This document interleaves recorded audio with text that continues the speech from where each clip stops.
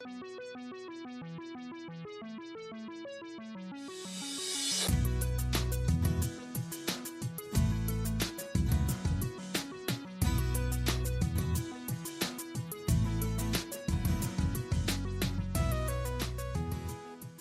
aí galera do Bug Bites, tudo beleza?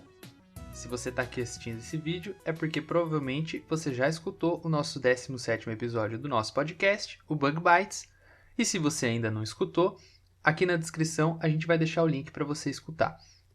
Conforme a gente prometeu lá no episódio, essa semana a gente gravou um episódio com o professor Simval e a gente fez algumas filmagens lá do museu muito interessantes. Tem besouro, tem barata, tem grilo, tem borboleta, tem um monte de coisa muito legal que a gente gravou e colocamos aqui nesse vidinho. Já deixa o seu like aí e se inscreve no nosso canal para você ficar por dentro toda vez que a gente colocar algum vídeo extra aqui. Beleza?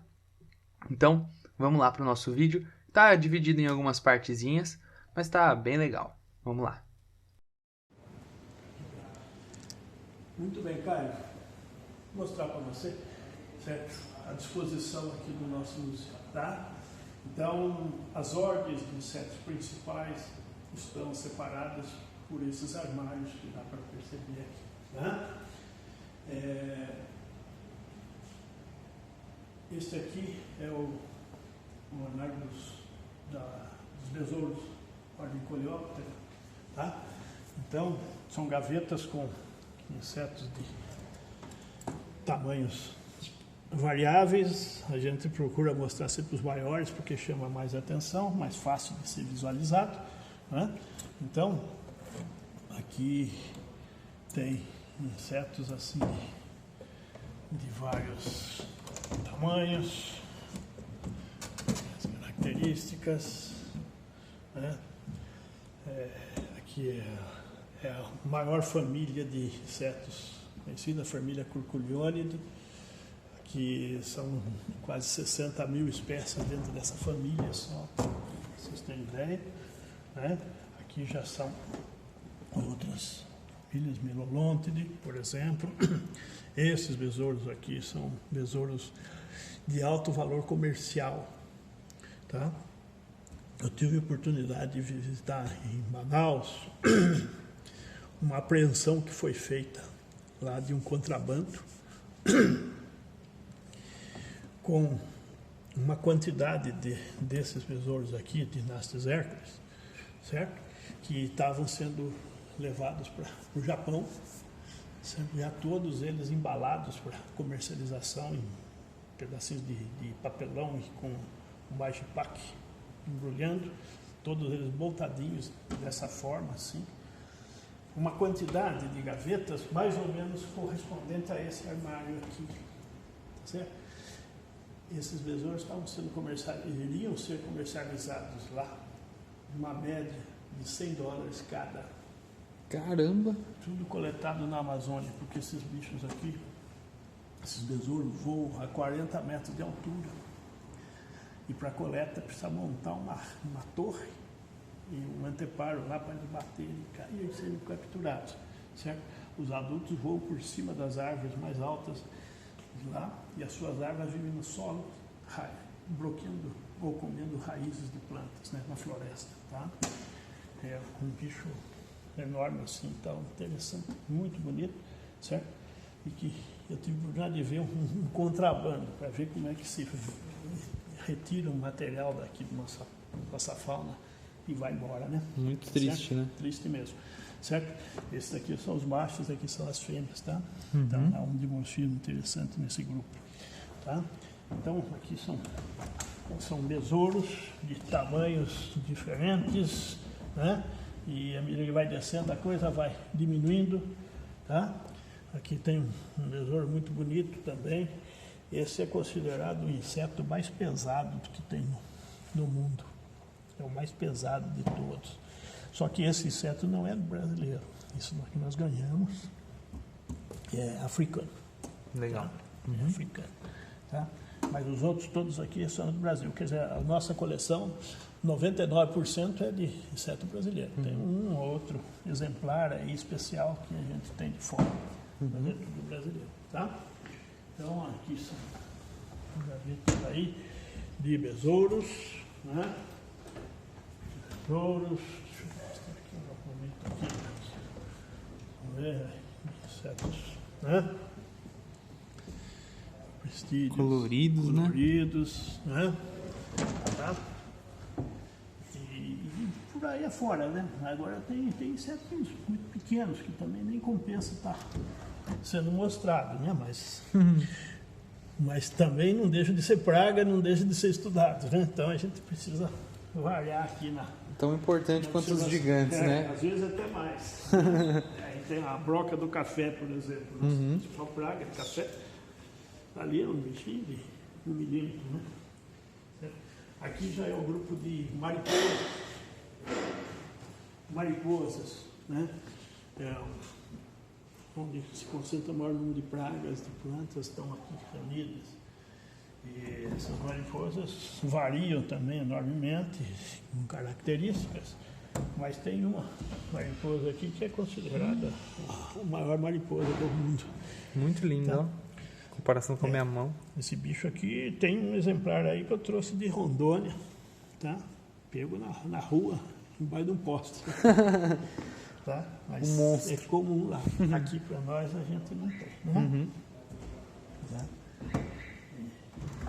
E aí vai embora, né? Então são as mariposas, a ordem Lepidoptera, subdivididas. Mariposas, as noturnas, e as borboletas são as diurnas, tá? E são mais bonitas para se ver, certo? Poucas são pragas, mas são muito procuradas pela beleza, né? Vamos ver aquela corrida, mas super coloridas, são bonitas, né? Já falei por baixo, né? A asa que caracteriza para diferenciar a espécie. mas por baixo ela é mais bonita. Às vezes é. Às vezes é. Né? Então, isso aí varia.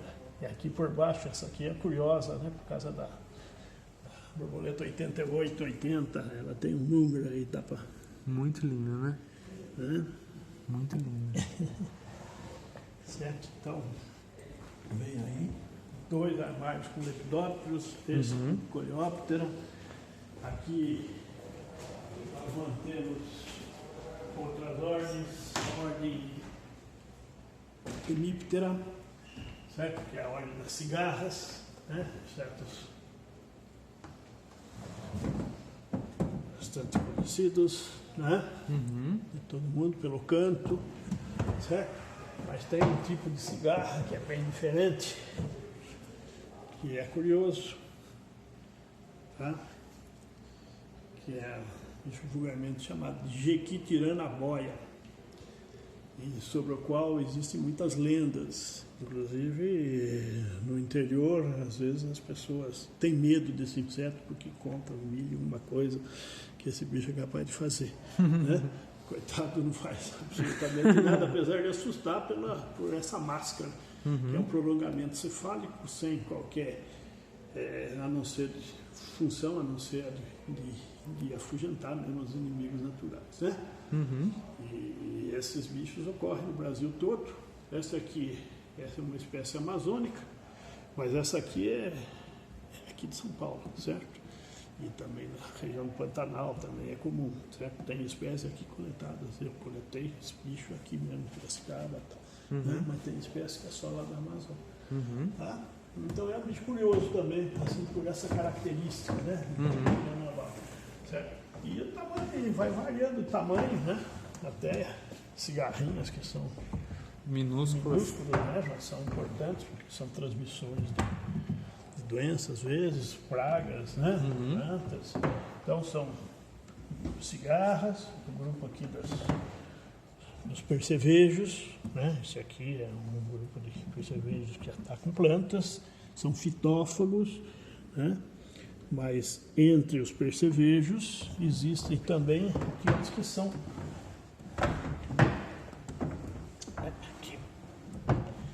hematófagos, que é o caso dos barbeiros, né? Então esse grupo aqui, essa coluna aqui, são de barbeiros importantes por transmissão de doenças. E esses daqui são predadores, né? de outros insetos. Então, também aqui tem uma variedade grande de bichos, né? Esses já são aquáticos, né? São predadores aquáticos, pegam pequenos peixes e tudo mais. Tá? Isso é barata d'água, Barata d'água, né? Barata d'água. Aqui já são os himenópteros, uma outra ordem importante, né? Das abelhas, formigas, vespas e micro-himenópteros, que são os parasitoides. Então, aqui, grupo muito importante, principalmente na área de controle biológico. Tá?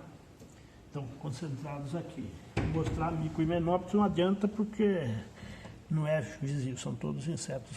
A maioria conservado em lâmina.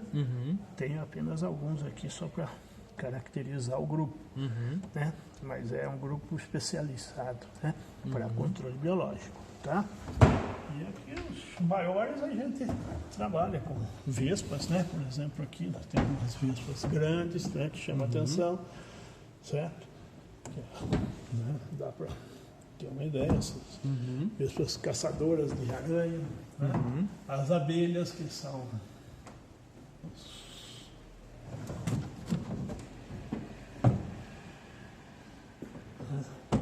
mangabas, algumas são bem coloridas e tal. Então, abelhas, vespas,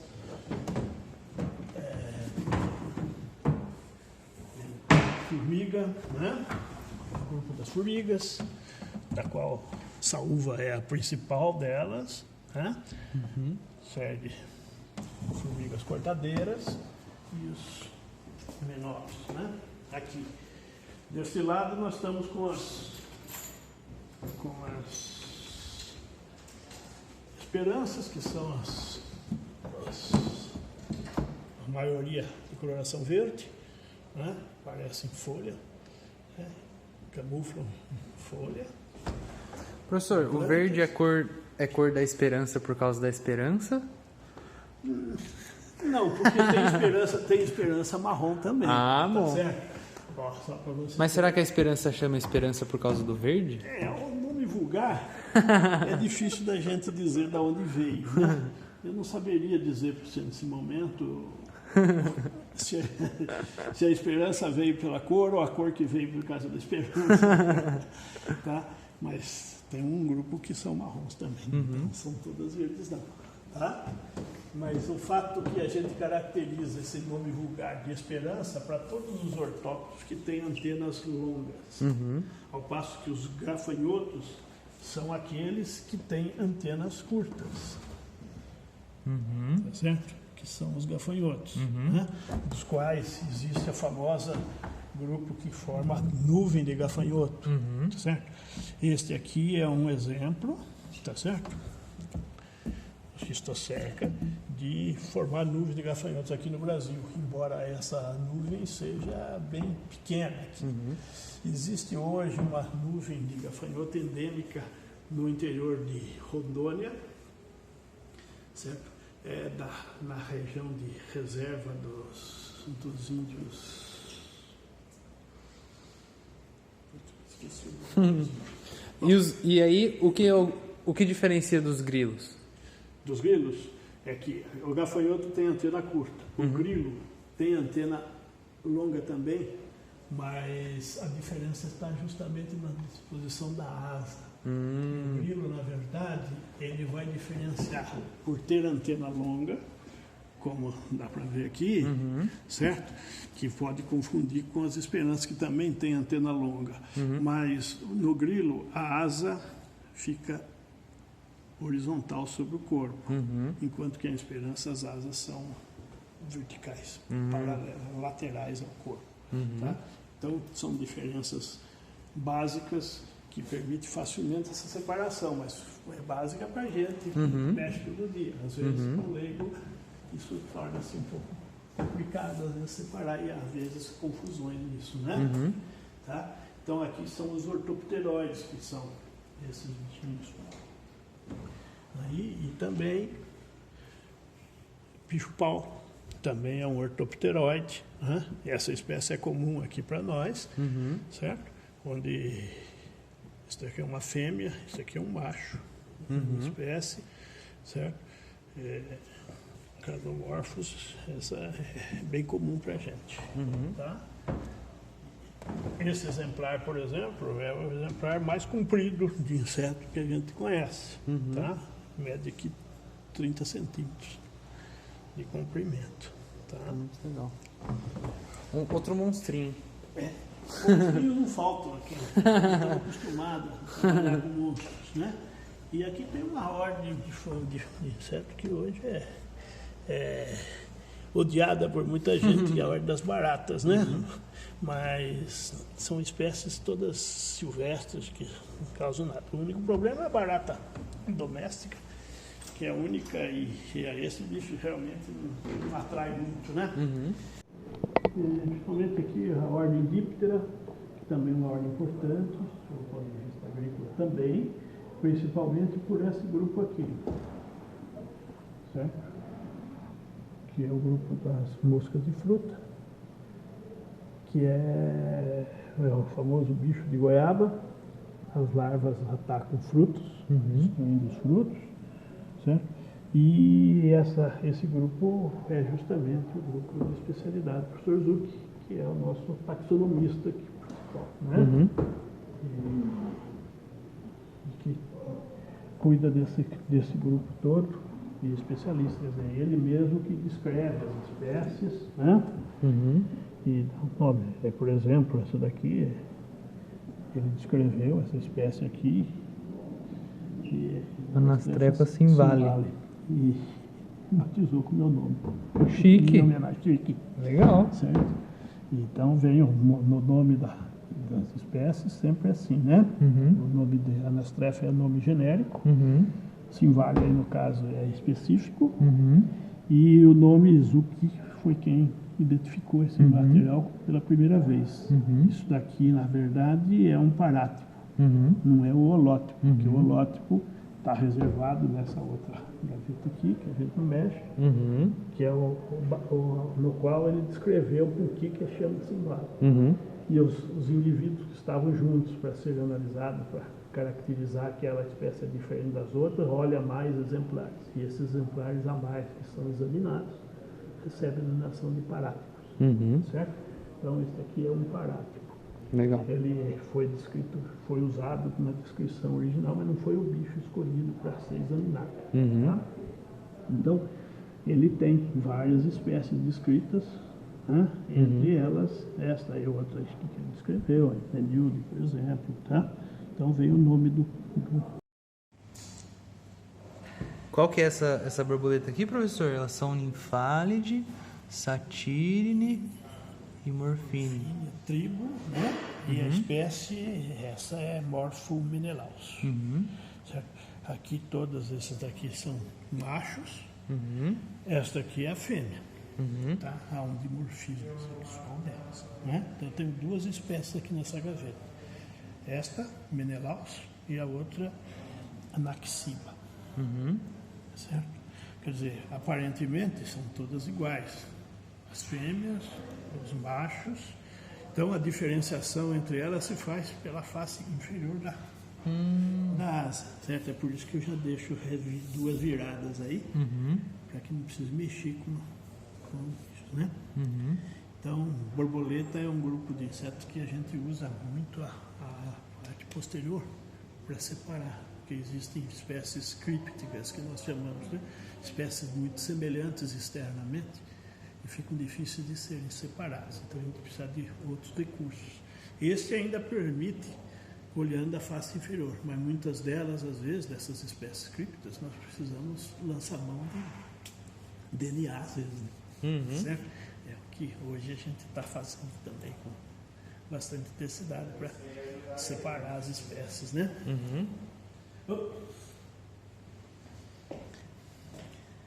E esses besourinhos aqui? Besouros. Isso daí é uma gaveta com alguns cerambicídeos, né? É a família Cerambicidae, família dos serrapaus, certo? E por serem insetos grandes, vistosos e são muito bonitos, é que nós estamos mostrando, né? Certo? Esta espécie é uma espécie que ocorre aqui no estado de São Paulo, certo? Tem espécies coletadas aqui na própria escola, Exalc, tá? Crocínus longimanus, tá? O nome vem justamente das pernas alongadas, compridas do macho. As fêmeas têm pernas mais curtas, né? São as larvas desse bichinho aí, dessa espécie, é broca de paineira, tá? Já este outro aqui, outra subfamília, Prionine, esse bicho aqui é da Amazônia, não é aqui de São Paulo, tá? É Macrodôncia cervicoides, né? Então, aí vai variando, nós temos uma infinidade aí de espécies, né? Cada uma com as suas características, mas são insetos bacanas, né? Grandes. E aqui já uma outra ordem ortóptera, são as esperanças, certo? Esses bichos são muito miméticos, né? Eles são muito semelhantes ao ambiente, certo? São espetaculares. Mesmo mortos são bonitos, vivos então, a gente vê e fica horas olhando, certo? Eu já perdi mais de 1 hora vendo um exemplar dessa espécie aqui, certo?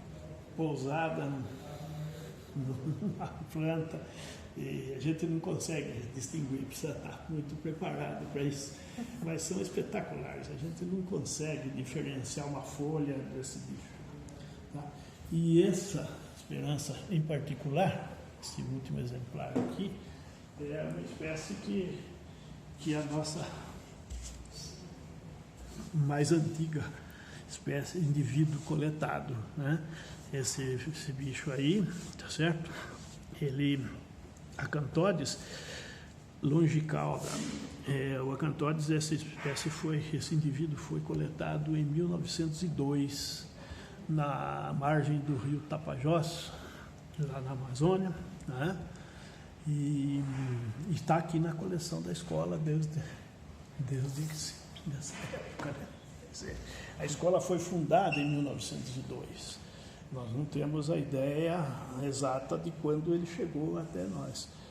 Mas, de qualquer forma, ele foi coletado nessa época, até hoje está aí, perfeito, com perfeita conservação. Dá até para ver na etiquetinha, né, dá para ver na própria etiqueta, que é a etiqueta de coleta, aí, certo? Ó. Que nós deixamos aí a amostra para que a prova de que o bicho é velho mesmo.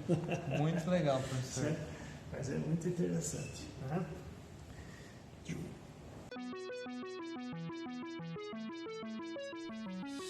Fala pessoal do Bug Bites, aqui é o Caio de novo. E aí, curtiu o vídeo? Deixa o seu like e aproveita e já se inscreve para você ficar por dentro de todos os vídeos e todo o conteúdo que a gente postar por aqui, valeu? Até mais, tchau!